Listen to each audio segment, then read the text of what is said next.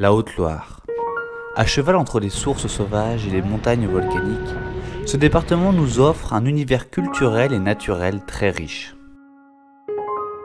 On vient de traverser le parc naturel régional du Pilat et on entre dans le département de la Haute-Loire pour un petit week-end bivouac à moto.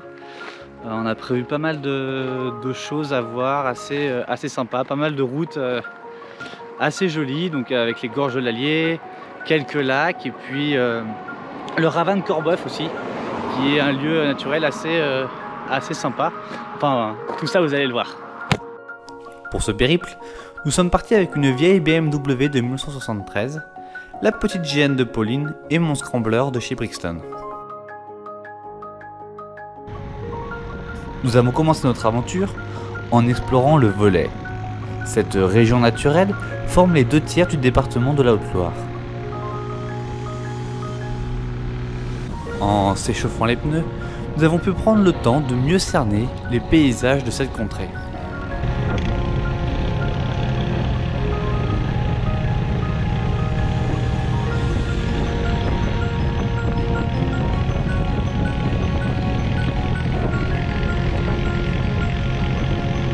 Ici, les routes oscillent entre forêts et champs agricoles.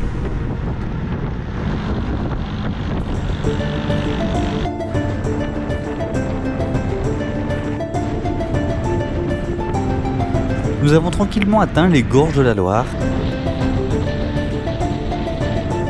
et surtout le château de Roche-Baron. Ce château ruiné coiffe le sommet d'un éperon rocheux situé dans la commune de Bas-en-Basset. Les ruines actuelles sont les vestiges d'un vaste ensemble érigé au début du XVe siècle. Progressivement abandonné à partir du XVIIe siècle, le château ne put que se délabrer rapidement jusqu'à sa nomination de monument historique en 1951.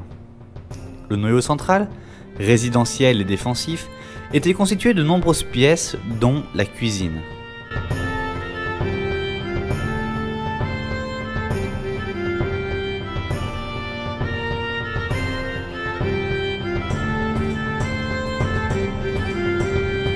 Au nord, la tour des prisonniers, encore très bien conservée, nous offre une magnifique vue sur l'ensemble du domaine et du département.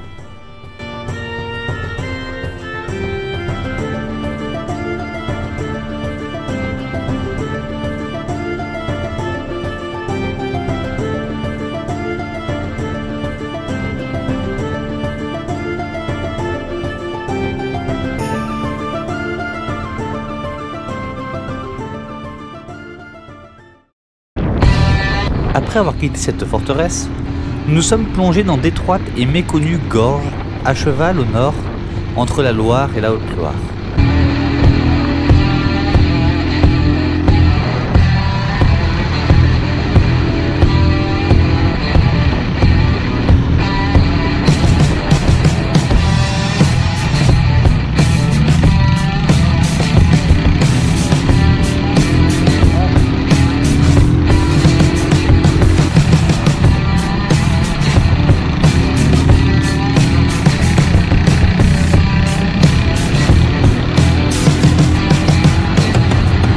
Malgré la signalisation inquiétante, ah merde, c'est pas très rassurant. nous avons continué notre périple sans finalement rencontrer le moindre obstacle.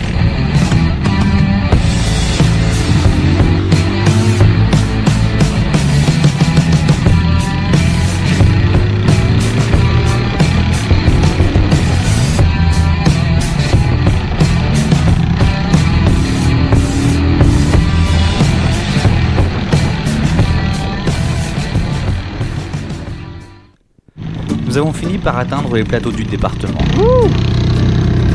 J'ai failli perdre l'avant là. Contrairement à ce que l'on pourrait penser, la Haute-Loire est une région assez élevée, avec les 2/3 de sa superficie qui dépasse les 800 mètres d'altitude, et son point le plus bas qui est situé à 393 mètres au-dessus du niveau de la mer. En France, seules les Hautes-Alpes possèdent une altitude minimale plus élevée.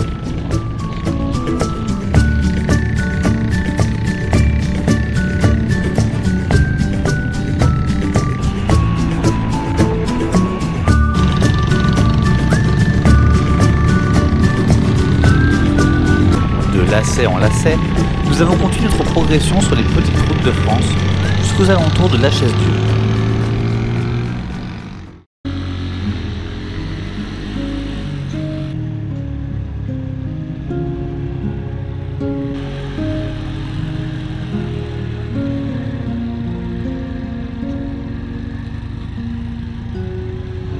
Avant de visiter la commune, nous avons pris le temps de nous éloigner sur les chemins de traverse pour pique-niquer.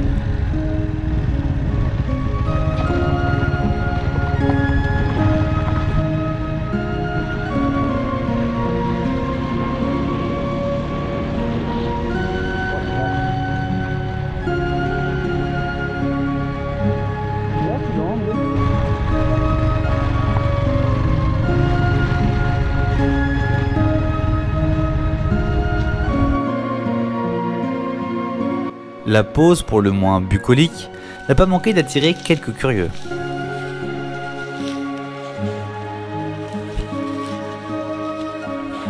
Ce village, que nous pouvions admirer au loin, est principalement connu pour son abbaye gothique du XIVe siècle. Son nom aurait pour origine l'expression « maison de Dieu ». Par respect, je n'ai pas voulu filmer l'intérieur.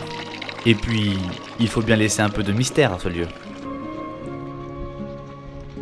J'aime bien ce petit village, c'est mignon. Après avoir quitté le village, nous avons logiquement pris la route de Lavaudieu.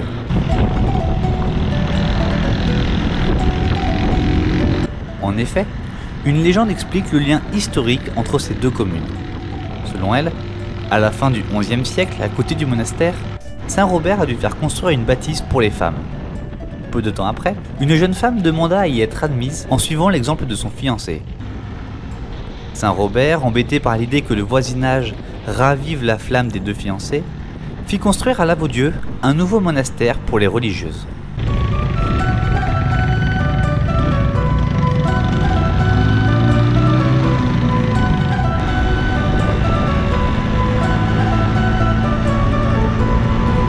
Mais pour atteindre ce bourg, il nous a fallu pénétrer le Brioude.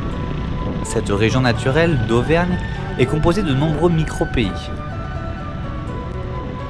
Doucement, les plateaux forestiers ont laissé place à une grande plaine qui nous a menés jusqu'aux portes de Lavaudieu.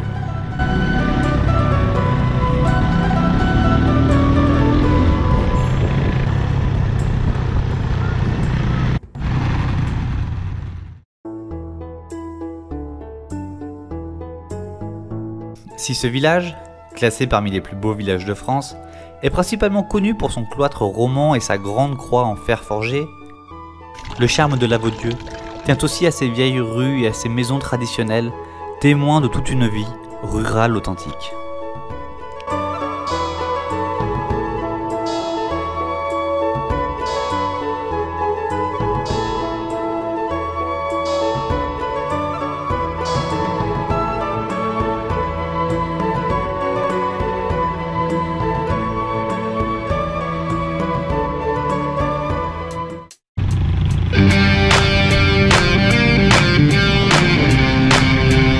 Laissant derrière nous Lavaudieu, nous avons repris les petites routes étroites que nous offre la Haute-Loire.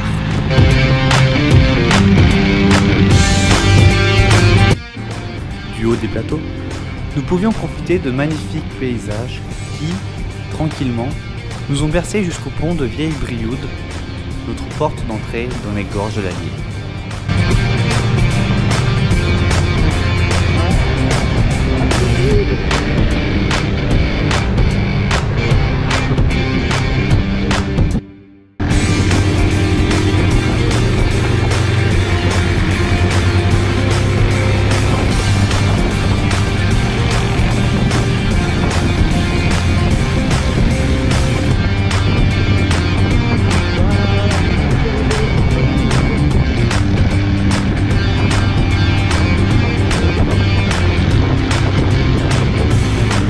Après les contreforts des Cévennes, cette rivière sauvage traverse l'ouest de la Haute-Loire et nous offre de somptueux paysages. Castors et ragondins peuplent ces gorges. Sous l'eau, le saumon de l'Allier est celui qui possède la plus longue migration d'Europe occidentale.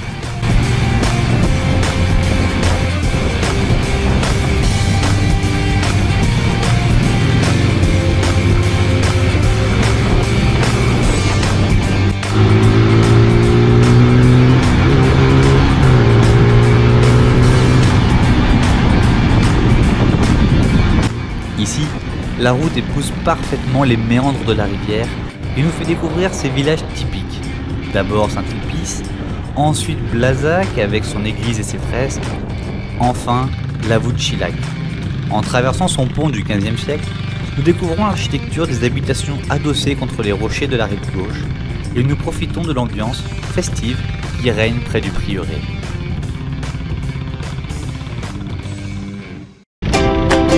Comme le soleil se vêtit de couleurs automnales, annonçant la fin de la journée, nous avons quitté cette rivière pour rejoindre notre lieu de bivouac.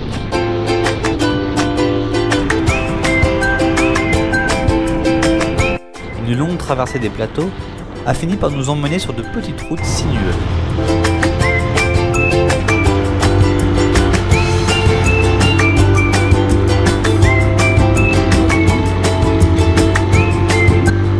Perdu au milieu des forêts, le coin est reculé, et il ne subsiste que quelques vachiers qui rentrent le soir venu leur troupeau à moto.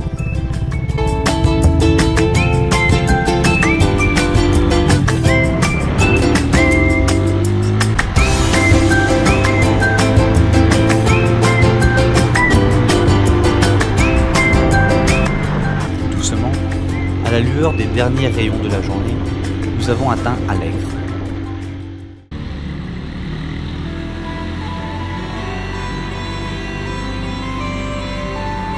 Ce bourg rural a longtemps prospéré grâce à ses commerces et ses foires. Chaque été encore, un grand rassemblement médiéval a lieu au cœur du village. Les petites rues nous mènent jusqu'à l'entrée de l'ancienne forteresse, la porte de Monsieur. Regarde la grande porte. À l'intérieur, nous pouvons découvrir la chapelle Notre-Dame, un lieu religieux qui aurait vu de nombreux miracles se réaliser. Mais ce que nous avions tous hâte de découvrir, le joyau de ce village, la Potence.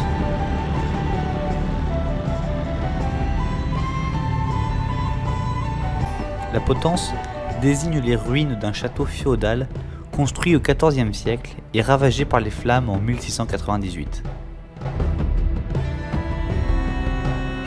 Ces vestiges nous permettent d'imaginer l'entrée sud du château et de profiter des paysages de la Haute-Loire.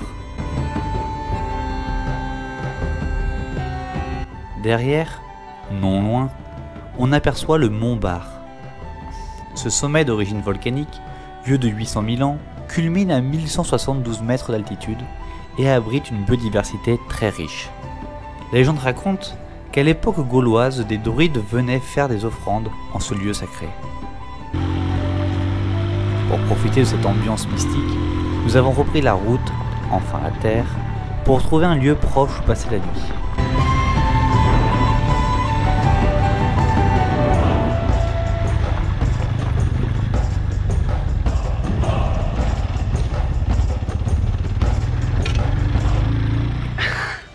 Voilà, on est arrivé au terme de notre première journée à moto. Donc on a fait un peu plus de 150 km dans la Haute-Loire. Et pour passer la nuit, on s'est installé sur les hauteurs d'Allègre, donc un petit village très sympa. Donc vous avez vu la Potence. Et donc on s'est trouvé un petit lieu avec un petit coucher de soleil. Je pense qu'on va passer une bonne soirée.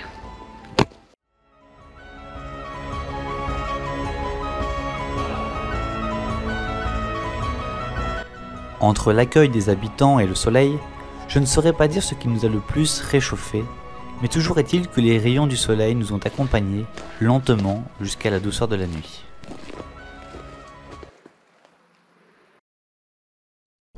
Excités par l'énergie celtique qui régnait en ces lieux, nous n'avons pas pu résister à l'envie de profiter de cette pluie d'étoiles filantes près des ruines du village.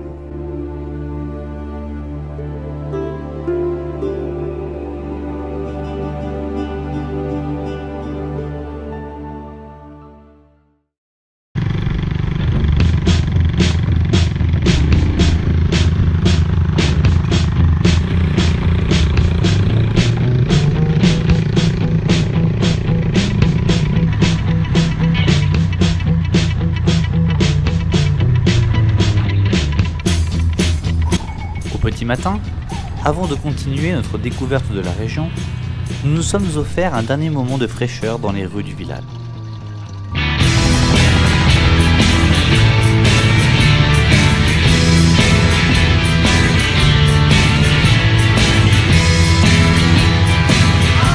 Dès lors, nous avons entrepris la traversée des immenses plateaux de la contrée en direction de l'est du département.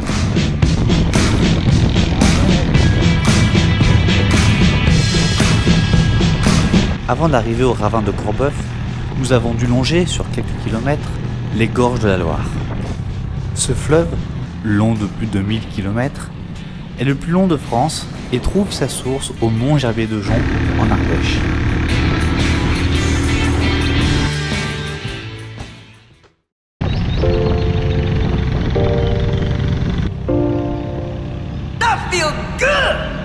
Nous l'avons rapidement laissé pour nous rendre au lieu de notre première étape, le ravin de Corbeuf.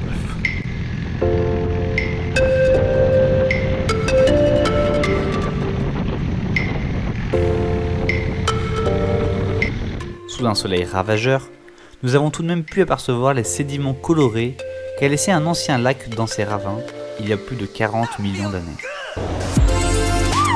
À cause de la chaleur, nous avons rapidement laissé cet endroit pour un endroit bien plus frais. Nous avions tous envie de nous reposer autour d'un magnifique lac. Avec ses 700 cours d'eau, ce n'est pas ce qui manque en Haute-Loire.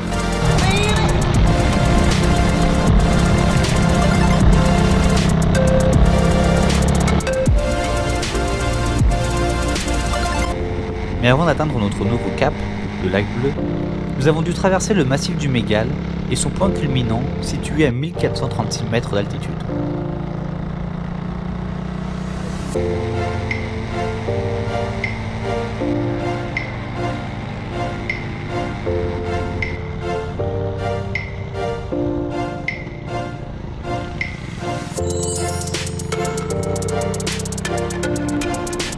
Cette épaisse forêt m'attirait et j'avais du mal à rester sur la route.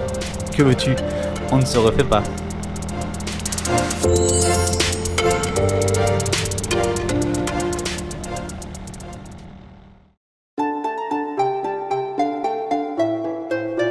Nous avons fini par le trouver, ce petit coin de paradis caché dont nous rêvions. Même si nous étions déçus par l'interdiction de s'y baigner, nous avons vite compris, à la vue des somptueux poissons qui peuplent le bassin, la raison de cette restriction. La beauté se suffisant à elle-même, nous sommes restés là, pour profiter des dernières heures que nous offrait le week-end. Le lac Bleu est la dernière étape de notre road trip en Haute-Loire, c'était vraiment très sympa. Je pensais pas que le département était aussi riche, je vous conseille vraiment de prendre le temps de le découvrir, de se perdre au milieu de ces forêts. C'est vraiment très sympa. Et le temps est un peu en train de tourner à l'orage, donc on va se dépêcher de rentrer à la maison et préparer la prochaine aventure.